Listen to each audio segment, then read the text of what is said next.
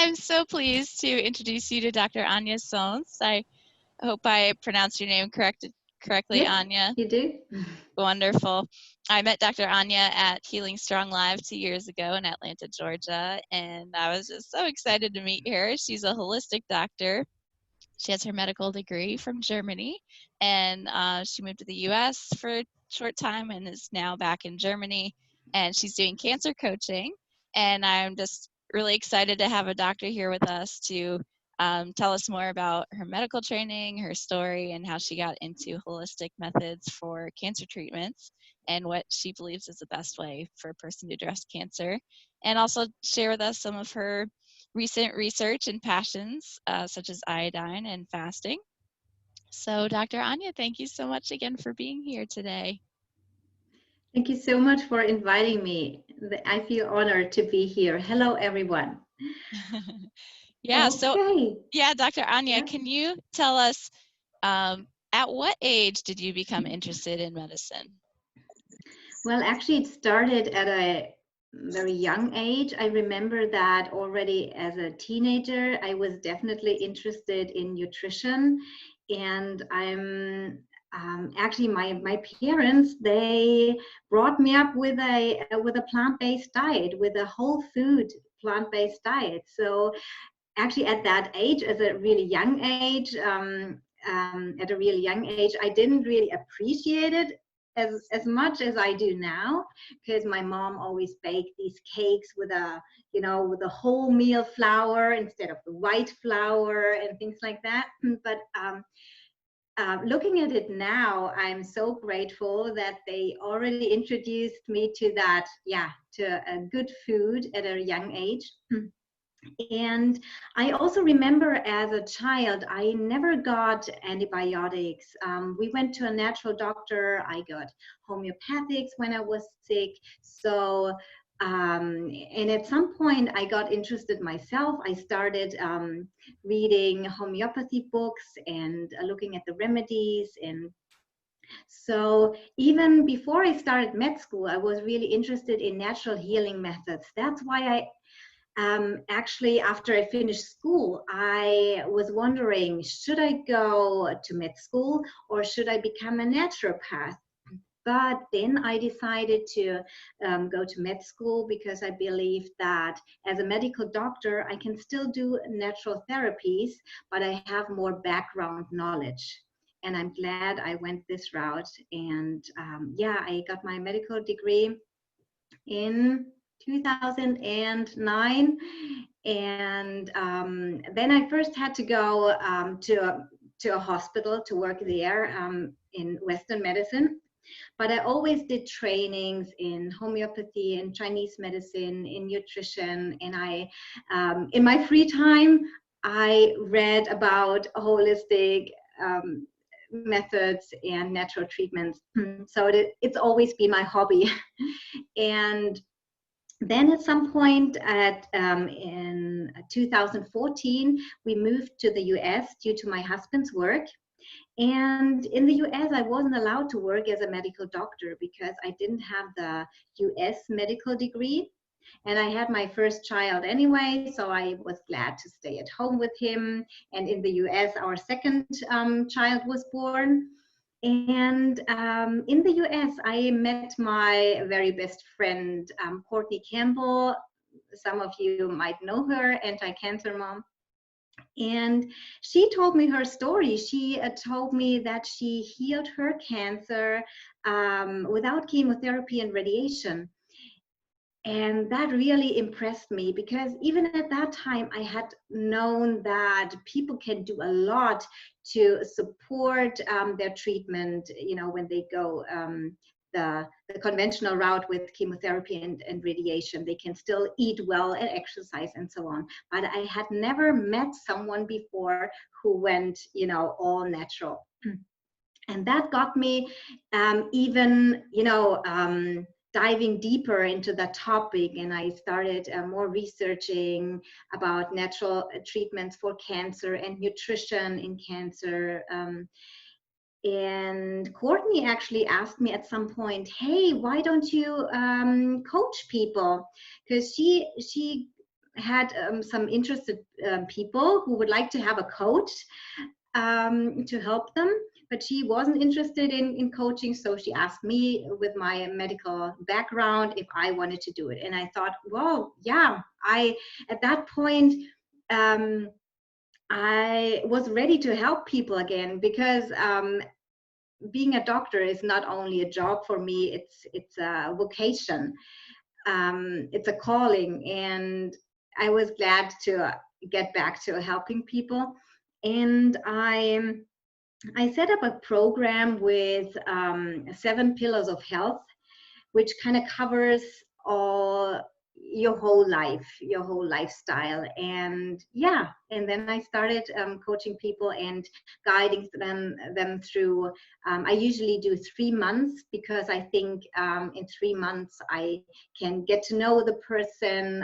We can go through several rounds of lab work as well, and change the protocol if things are not working quite as well, so we can adjust it. So I don't like giving advice and then not seeing the person anymore. So I like to have them to see them on a regular basis. So I usually do it once a week, and we go through my 7 pillars of health, and yeah, get them on their healing journey.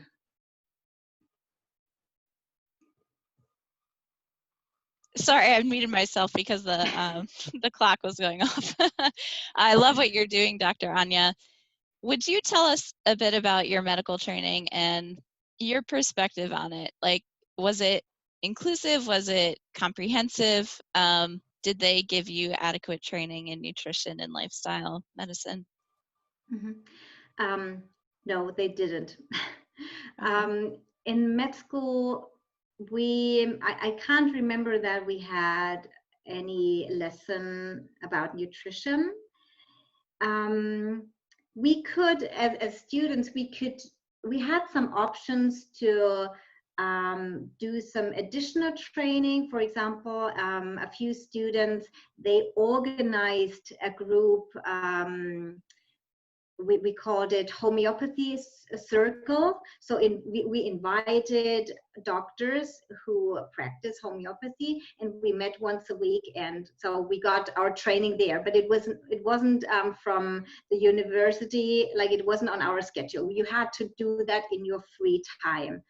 And no, I remember in internal medicine, when it comes to cancer, there was chemo, radiation, and nothing else.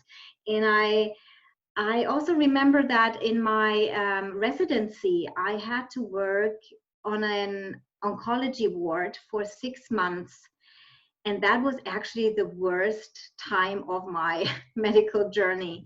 I had to see these cancer patients, and I had to give them chemotherapy, and I had to wear gloves. I had to be very cautious, with this pack of chemotherapy, and because it was so toxic, and I had to administer them the chemotherapy. And I remember that one newly diagnosed patient, he asked the doctor who I was standing next to, doctor, what am I supposed to eat now? What can I do to support my body? And she just said, you can't do anything. We give you chemotherapy. You can eat whatever you want to, whatever tastes good to you. And I was so sad. I was standing next to her, but I wasn't. She was higher up in hierarchy than I was, so I wasn't allowed to say anything. So, and this patient, he actually asked, what can he do? So he was kind of interested in supporting his body and taking his health in his own hands, and not just leaving everything to the oncologist.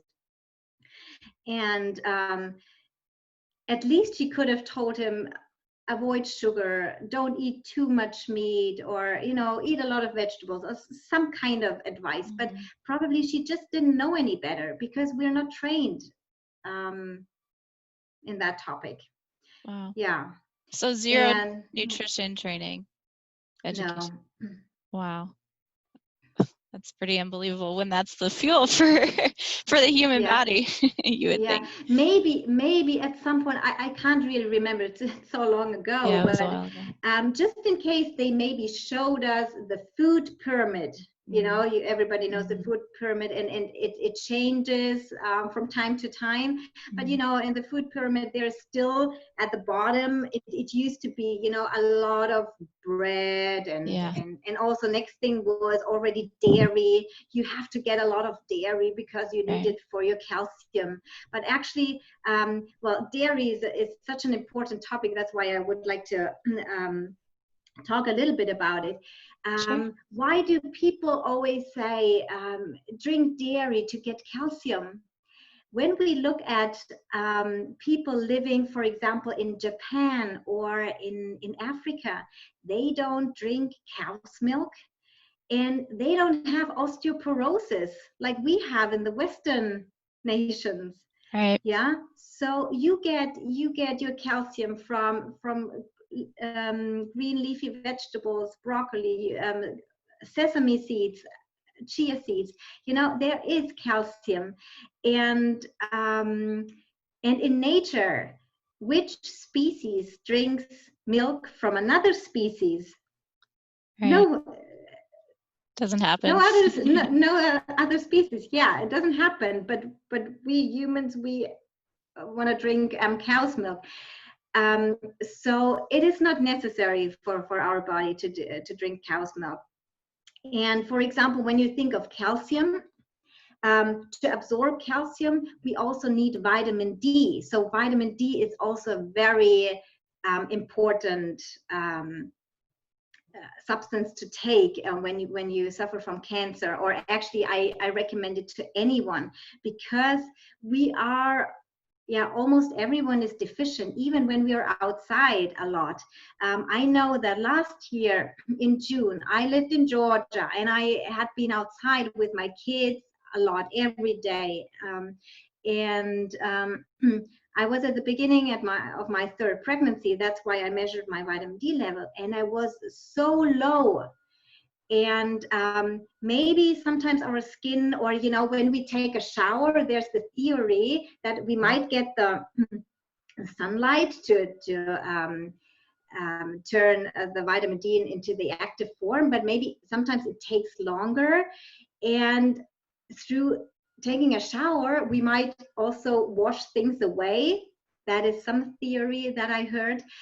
So a lot of people are low in vitamin D, and especially when you suffer from cancer, you should try to get your level above 60, I think it's nanogram per milliliter. And there have been studies that also show that especially cancer patients are usually low in vitamin D. So it can also be prevention. It's one of the preventive methods for cancer, but also in healing. I would always try to get vitamin D levels up.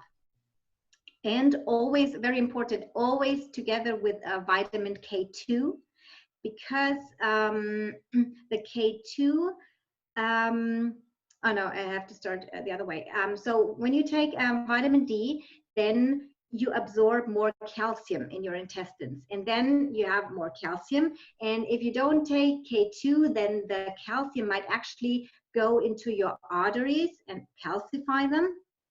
And we don't want to have that. And the K2 actually brings the calcium to where it is needed, into the bones and so on. So always take the D3, the vitamin D3, together with K2. Mm. Would you say you can get the K2 from your diet, or do you need to take a supplement? When people need to supplement vitamin D, especially because sometimes they are really low, and then I want them to take a higher dosage.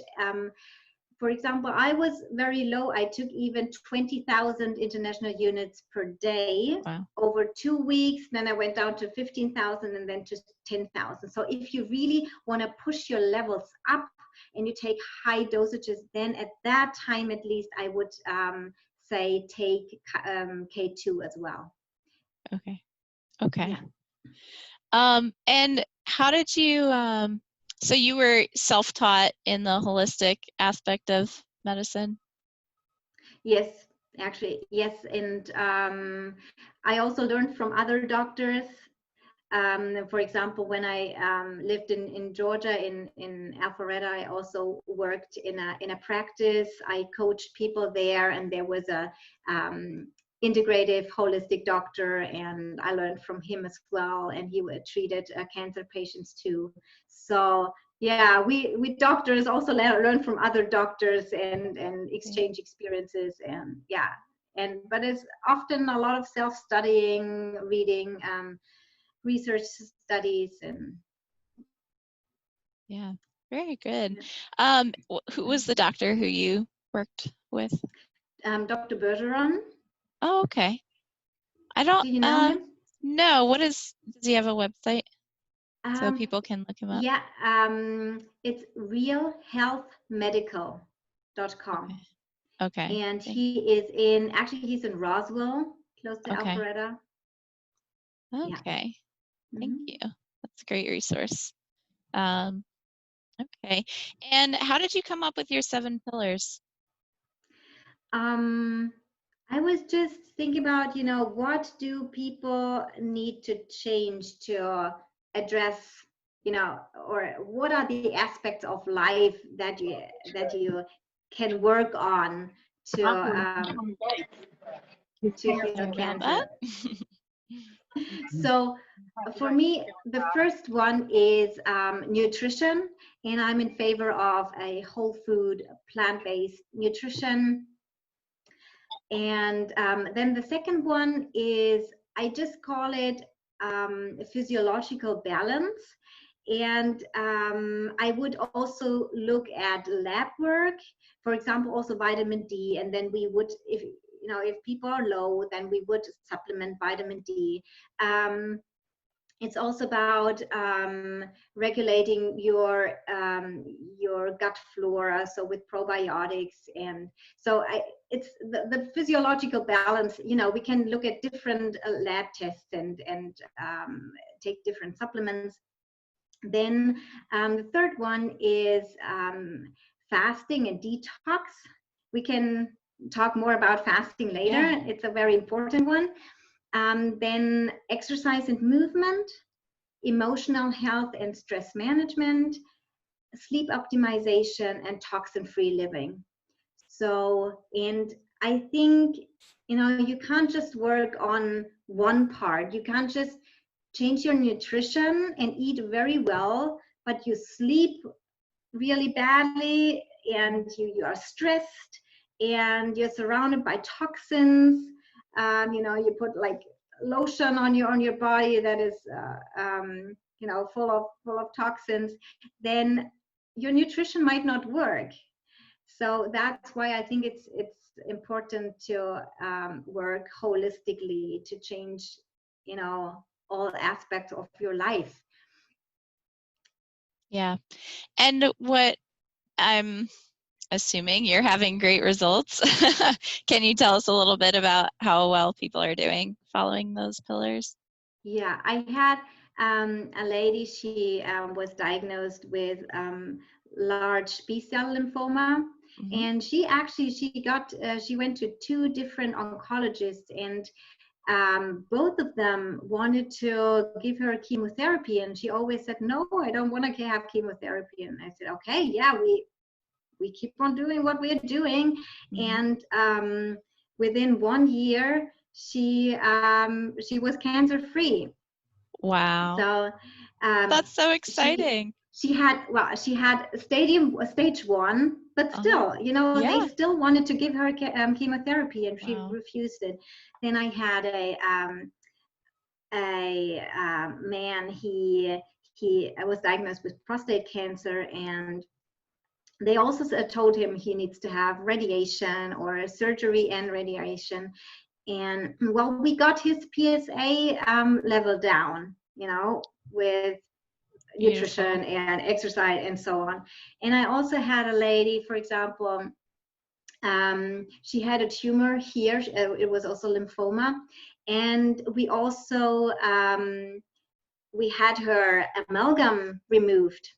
That is also a very important topic that's under toxin-free living. So when you have a lot of amalgam in your mouth, yeah, it's often necessary to get it out. And yeah, we put her on a good diet with and exercise and so on, and she had the amalgam removed, and she actually felt, and also her dentist felt, that the tumor is getting softer. Wow. That there was actually a change, and it's slowly yeah, getting softer and a little slower. Sometimes you can't expect, because cancer can develop over 10 or 20 years. You can't expect it to be gone within a short time. Right. Well, some people yeah, their body can do it, but never give up. You might just need a little bit more time. Yeah. Oh, I'm so glad. I love those stories. They're so encouraging and hopeful. You've mentioned to me recently that you were excited about iodine. Can you tell us a bit more about that, your research on it? So usually when people hear iodine, they think of their thyroid. That's what we actually are also told in med school. Iodine is for the thyroid.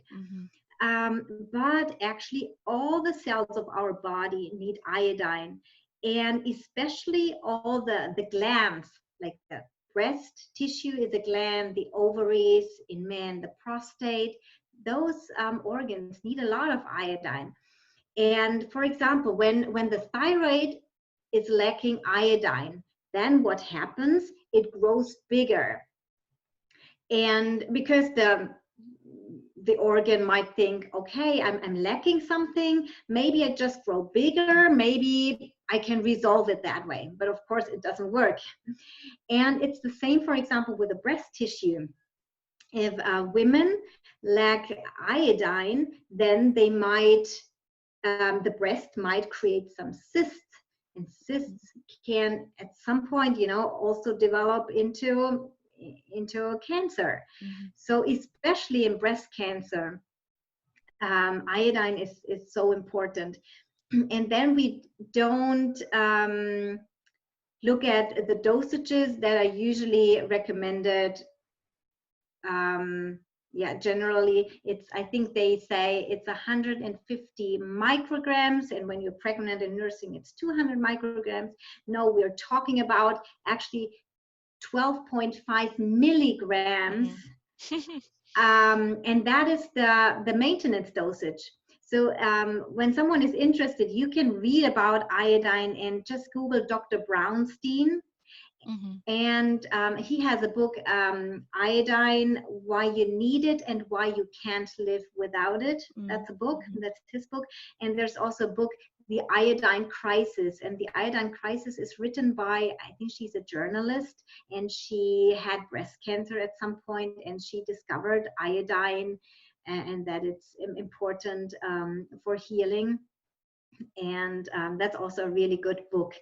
And with iodine, iodine is what we call a halide, and other halides are bromide and fluoride, and also chloride or the chlorine water. So when you, for example, drink a lot of chlorine water, some people just drink their tap water without any filter. Then you have maybe fluoride also in your water or in your toothpaste.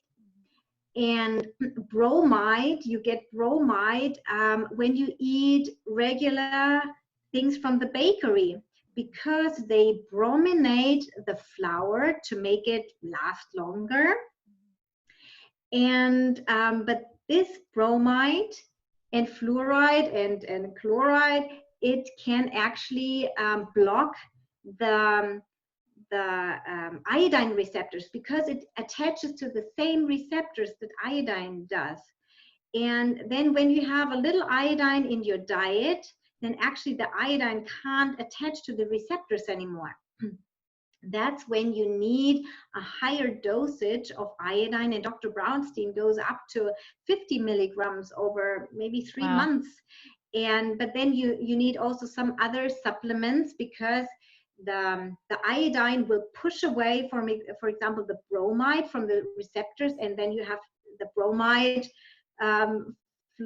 floating in your blood, and you need to get it out. And then he recommends some vitamin C and magnesium and some B vitamins to get it out of the body. So, because then in higher dosages, the iodine can repel these other halides from the receptors. And there's also an iodine loading test. So if someone is interested, I can actually, I can send you the link later, and you can post it below the video. So that's also something, if someone wants to find out if they're low in iodine, this test can be done at home. They send it to you, and you collect your urine, and then you send a sample back, and they email you your results. So that's great. Yeah, and so like a microliter, that's like 10 to the -6, right? A millionth of a liter, and then going from that to a milliliter, that's 1,000th. So it's an order of magnitude of 1,000. Like you're taking 1,000 times more iodine than is, it's recommended. Well, it's at least from 100, or would say 150 milligrams, micrograms to a gram. It's more than 100. It's 100 times. Okay. Well, when you go further, well, because he sometimes goes up to 100 milligrams. Then we are at the 1,000 times more. Yeah. That's quite a difference. But I would say that the regular dosages would be, the maintenance dosage is, it's 100 times more. Wow. Very cool. And so let's talk about fasting a little bit, and then we'll do some Q&A. Yeah. Fasting is one of the best detox methods, because well, when we eat food, actually our body needs about 30% of its energy for digestion. So when we don't eat for a couple of days, then our digestive system can have a rest, and we can actually get rid of all of our toxins. And how does that work? So I just read the comment. Oh. How do you okay. You can take the Lugo solution. I can post it below the video later. When you go on a fast, you have glucose stored in form of glycogen. It's stored in your body. And within the first day of fasting, the body uses all its glycogen depots. And at the same time slowly, it gets its energy also from protein, but it very quickly goes into fat oxidation. So it burns our fat cells, the fatty tissue, and we have a lot of toxins stored in our fatty tissue. That's how we can get rid of the toxins, that the body uses the fat cells for fuel, and that way we rid ourselves of toxins. When you fast for 12 hours, then after 12 hours, the body starts a recycling system. So it already starts, getting rid of junk after 12 hours.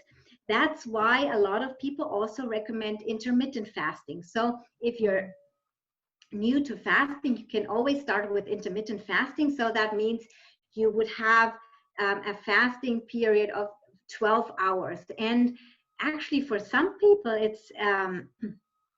it's hard because they are used to maybe having some snacks at night in front of the TV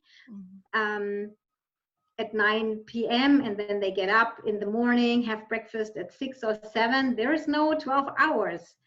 So at least give your body 12 hours to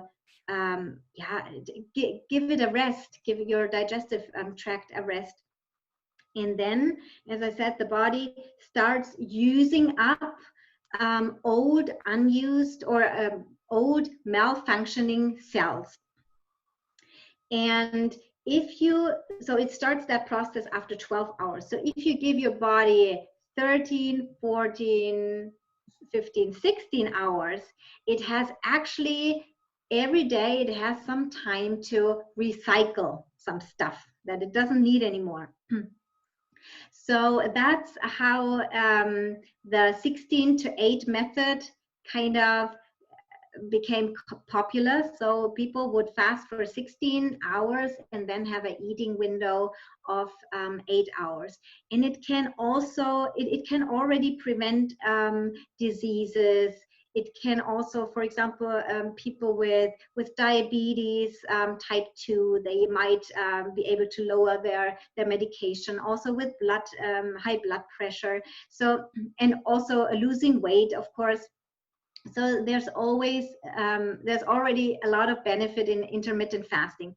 But then when you go over 24 hours and 48 hours, they say that after 48 hours that fasting actually has an effect on our genes.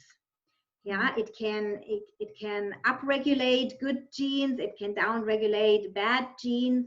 So to go on a more extended fast is also a very good method. Like I would say, start with intermittent fasting, and then you could do a 2-day fast or 3-day or even 5-day fast. To do a 5-day fast at home, if you have proper instructions, is easy to do.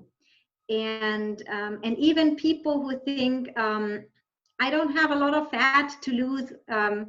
Like I also did fast, like 5-day fasts, and I don't have a lot to lose, but it still helps to to cleanse your body. I always feel my brain is clearing up. That's so interesting. After 2 days of fasting, I'm wide awake and like someone kind of cleared my brain, and I have really clear thoughts. And a lot of people also develop a lot of energy during fasting.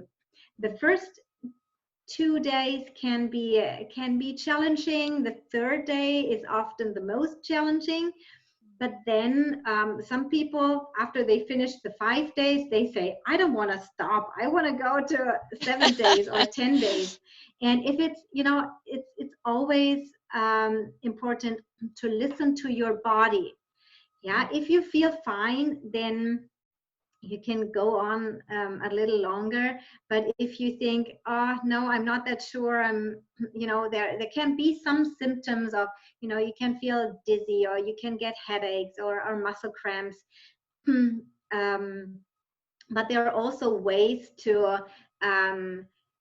prevent that. When you boost all your excretory organs, that means you have to flush your kidneys properly, you drink a lot of water, and you have to do enemas to clear your intestines, because stool rests, when they're not moving forward because there's no food coming in, they might get stuck, and then they can become toxic, and you don't want to do that because you want to detox. And so it's good to get some stool rests out of your intestines. And it's interesting, sometimes even people say, even on the 5th day of fasting, there's still stuff coming out. Wow. So it's really good to give yourself a cleanse. And okay, the excretory organs, we said the kidneys, the intestines, then your skin. sweating is good. Also some light exercise that you sweat, skin brushing.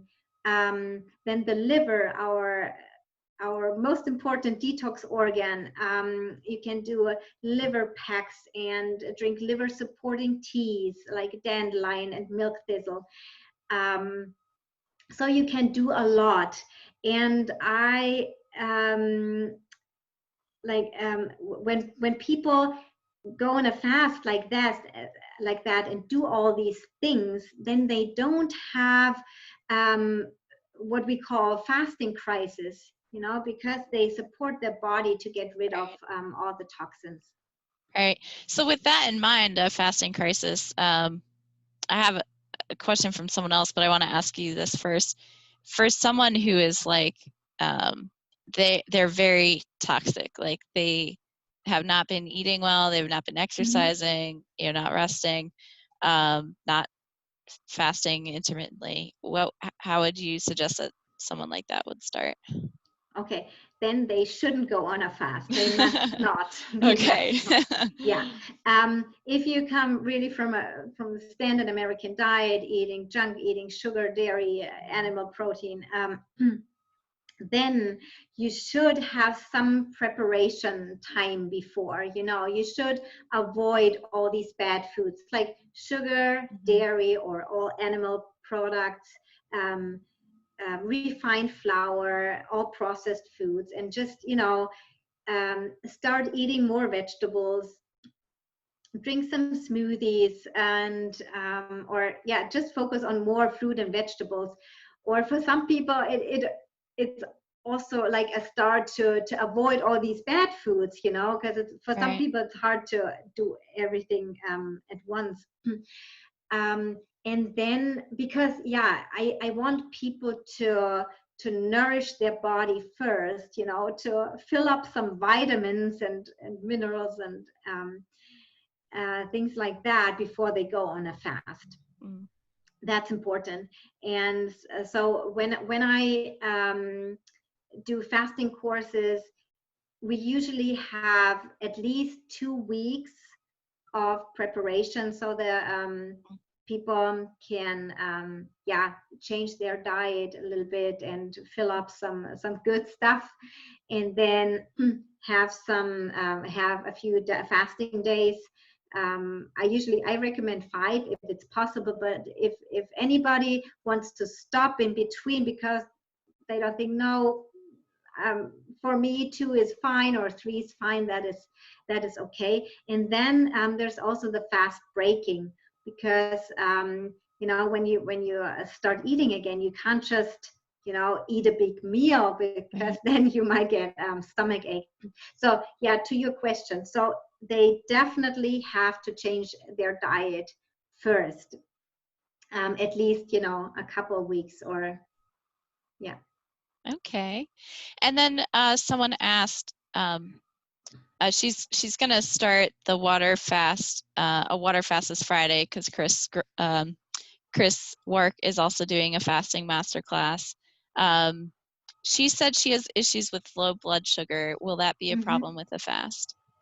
And okay, so with low blood sugar, did she say if she has any symptoms?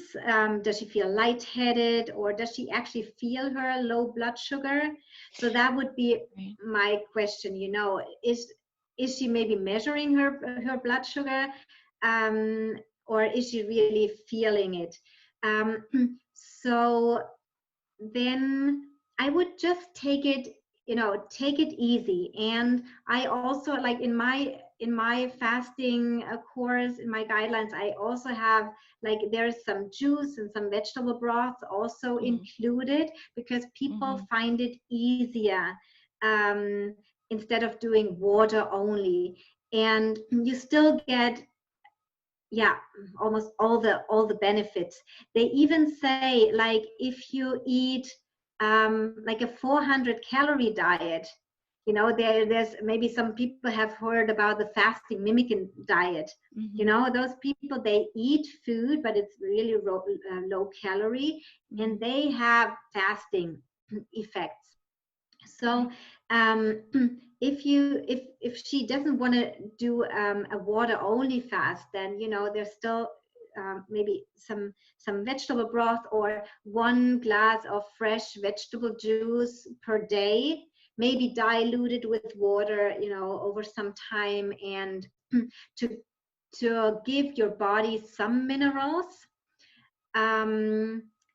Yeah, and some people can do that, or many people can actually do that method really easily instead of a water only fast. And fasting is also a muscle. Yeah, you can train that muscle. Maybe if it's your first fast, maybe do it like more easily, and then do the water fast at your second or third time of fasting.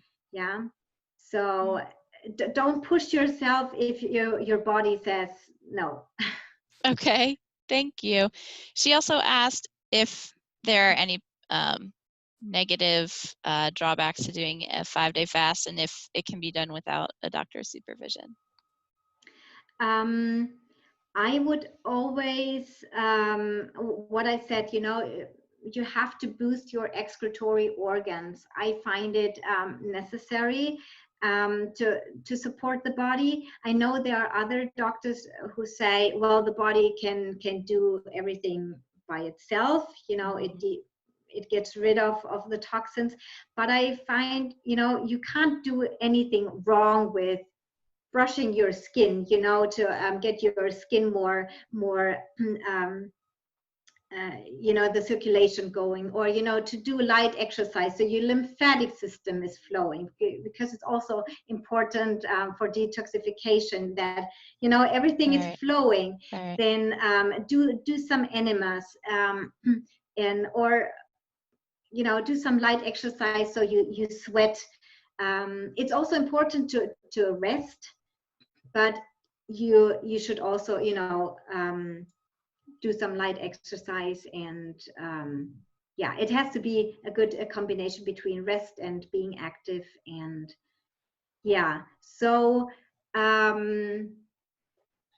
in case someone is on prescription drugs, especially blood pressure medication or blood sugar, those people have to be careful. They should talk to their healthcare provider, and or really measure their blood pressure and blood sugar really carefully, because when you fast, you can also have a lower blood pressure, and when you're on medication, it might be too low then. So always when you're on prescription drugs, I would consult with my healthcare provider. Okay, great. Thank you so much.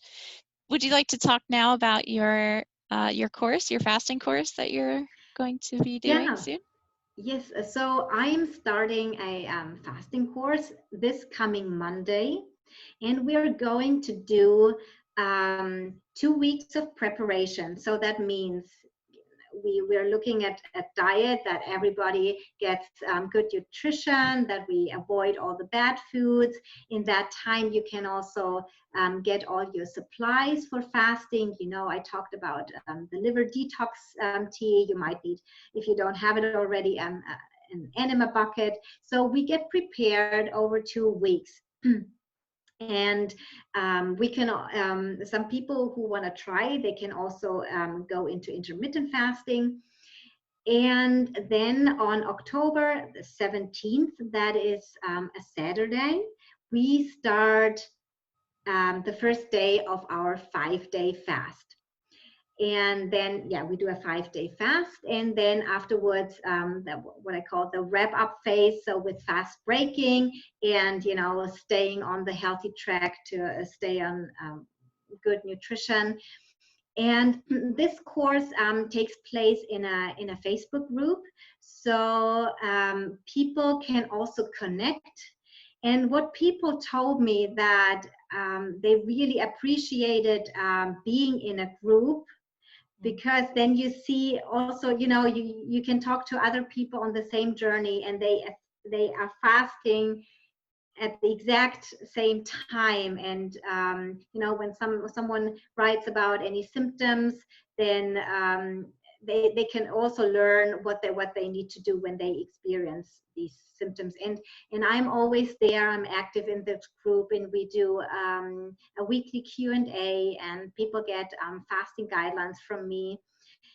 And yeah, I always love guiding a fasting group. And I find October is a good time to fast before the special time with Thanksgiving and Right. Christmas is coming up, because people are more busy. And for people who are not yet on a really healthy track, I always say it's good to start your New Year's resolution now instead of waiting. In January I'll be eating healthier. No, you can actually start right now. Yeah. That's So, great. and you can sign up to my course until this Friday, and I can post a link under the video, and yeah, people can have a look at it, all the information. And if anyone has a question to me about for me about the course, they also find my email address. Wonderful. Thank you. Yeah, I'll share the link for that later. Okay. So now, is there anything else that you'd like to share with our audience before we go on to Q&A? Yeah. I find it always important, people on a natural, on a holistic healing journey, they read so many things, and there are so many protocols out there and so many supplements, and everyone, or people sometimes have the feeling, oh, if I don't take this supplement, I'm missing out on something. And these people, they take this and I don't have it in my protocol yet. You can't take everything because there's just so much. And you just also have to go with your gut feeling. What is right for me? Where do I like the research, when you dive deeper? Do I like how vitamin C works? Or have you read something interesting about beta glucan? Does it resonate with you? It's not that there is one protocol who helps every person. You have to find your own protocol, and then believe in it, stick to it, and don't get confused. You chose your protocol, and it's the right way for you. And of course, at some point you can switch things and try something new, but don't get confused by other people because they just take something else that you don't have in your protocol. Wonderful. I agree wholeheartedly. There's absolutely not one specific way, because people have done it many, many different ways. So thank you so much, Dr. Anja. Let's now open it up to Q&A. So if you have a question, please unmute yourself and ask Dr. Anja a question, or you can put it in the chat. Any question that you have about fasting, iodine, any of Dr. Anja's philosophies or methods of treatment. Bailey, did you post, is it a link to iodine? The Yes, Amazon link? Okay. Yes, that was Lugol's 2%. Do you use the 2% or 5%? No, it's actually, well, I use a 5%, but I realized in the US they don't have the 5% anymore. And I don't know why. And it's usually, let me think, it's I took 2 drops of the 5% solution, and it could be 6 drops of the 2% solution to get the 12.5 milligrams. Oh, okay. But you know what? I'll look it up and I put it under the post afterwards. Okay, great. So actually, I did want to ask you also about the diet that you recommend for people. Does it include juicing, or what does it look like? Yes, I recommend juicing, and so I recommend a whole food plant-based diet, And yeah, I do recommend juicing. Some people, if they really don't want to do it, then we have to find something else, and I don't tell people you have to juice that many ounces. We always try to find the right amount for everyone, because if they just hate it, to make a big amount of juice, and for some people it's just if they still have to care for family, it's sometimes really hard. And then I don't want to push them, hey, but you have to drink 40 ounces of juice, and I say, okay, we just do 16 ounces and you have your salad or a smoothie. And it's always important to feel good with what you're doing. If you're like, every morning you get up and you think, I have to make this juice, then your mind, actually, we haven't talked about the mind. It's so important. Well, we could talk for ages here. We just have a your few minutes mind left. is so important. And if you're always having negative thoughts about juicing, for example, then it doesn't work as well. That's why, yeah. But I'm in favor of juicing, and and I also sometimes do the Budwig protocol with people. I know it's dairy, but in combination with the flax oil, it's a different chemical structure, and I would use it more with people who are very thin and actually need more calories. Then I would also do the Budwig protocol. There's a question. Yes, there's another question. It says, what are your thoughts on getting a yearly PET scan for people who have cancer? I have stage 3 melanoma, and I'm starting to be concerned about that. They put me in for this test yearly. Yeah. Yeah. Is it, well, you have to make your decision. Is it important for you that because I know that's often a question about PET scan or CT scan. If people really want to know because they feel better about it, then go and do it. If you think, no, I wouldn't change anything, I'm on my protocol, I wouldn't do chemotherapy or radiation, then maybe can you do it every 1.5 years? And there's also something interesting about actually fasting, and okay, it's something else, but I'll get there. Fasting and chemotherapy. When you fast before chemotherapy, your healthy cells go into a sleep mode, and the cancer cells are active. So what I often think, when someone gets a scan, maybe also with contrast, or you get your you get that radiation, you could go on a 24-hour fast before your scan, so your healthy cells go into a sleep mode, so they might not be affected by the radiation as much. That's my own theory. Like there are studies about the fasting and the chemotherapy. That's proven. But I think when it works for chemotherapy and the healthy cells go into a sleep mode, it works in other situations too. Yeah, so you could think about a 24-hour fast before your scan and drink maybe some vegetable broth, if you needed something, and just tea and. She said, I've heard about the fasting and chemo, but not about a PET scan. Yeah, but because the PET scan or CT scan, I said it's my own theory. I think I haven't read about it before, but it just makes sense to me. Okay, great. Well, thank you so much, Dr. Anja. Thank you for being generous with your time. Want to be respectful of your time and everyone else's, so we're going to end now. But thank you, everyone, for joining. I'm sure you were blessed by Dr. Anja's words of wisdom, and maybe we could do this again sometime, Dr. Anja. I would love that. Sure. Yeah, and I hope maybe I can see some of you guys in my fasting course. So if you're interested, then have a look. Yeah, guys, I'll post the link once I get that for you. So thank you Okay. again. Have a Bye, wonderful everyone. day, everyone. Thank you. All right. Bye.